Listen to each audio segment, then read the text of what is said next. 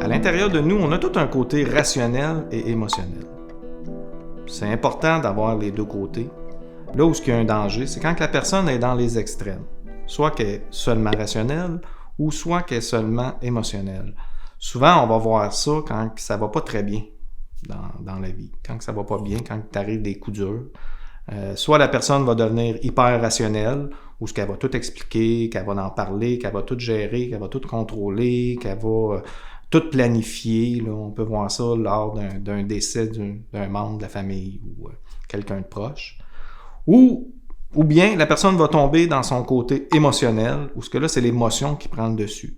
Beaucoup de peine, beaucoup de tristesse, beaucoup de colère, beaucoup de peur, quasiment paralysé, pleurer en boule dans un coin. Là, je mets ça gros, là, mais c'est un peu ça. Là. Fait que nous, ce qu'on essaie de voir, puis ce qu'on va vous inviter aussi à essayer d'identifier un chez vous ou sur les personnes de votre entourage, c'est votre tendance. Est-ce que tu as une tendance à être plus rationnelle ou plus émotionnelle? Puis, l'important, c'est être capable de connecter les deux. Être capable de vraiment les connecter.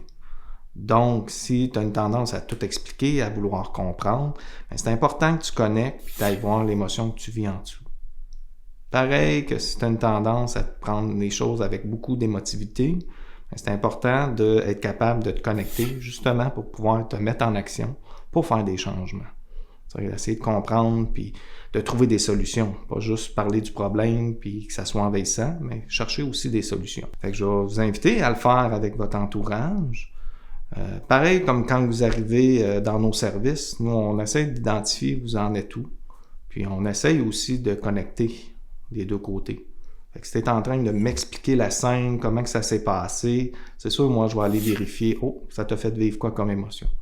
Pareil que si tu rentres, tu es en pleurs, puis que tu trouves ça dur, je vais t'entendre. C'est important d'entendre la personne dans son rationnel ou dans son émotion pour pouvoir l'emmener après ça dans son opposé, qui est d'essayer de trouver des solutions. Qu'est-ce que tu vas mettre en place? Quel outil tu vas utiliser pour justement faire des changements? Fait que je vous invite aussi à le faire avec votre entourage. Prenez le temps d'accueillir la personne dans son côté qu'elle arrive, ses émotions ou rationnelles. Puis après ça, emmenez-le dans l'autre côté. Ta conjointe, elle t'arrive, elle est émotive, bien, tout de suite, tu donnes un conseil. Là, tu es dans le rationnel. Tu n'es pas en train d'entendre son émotion. Pareil pour le contraire, elle arrive, puis elle est en train de tout t'expliquer comme ça, mais tu peux aller voir, ça te fait vivre quoi comme émotion? Je te mets au défi de le faire cette semaine, puis même de le faire pour toi, pas juste pour les autres, mais aussi pour toi.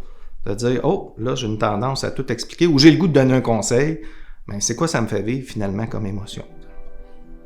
Fait que je vous laisse travailler à la maison.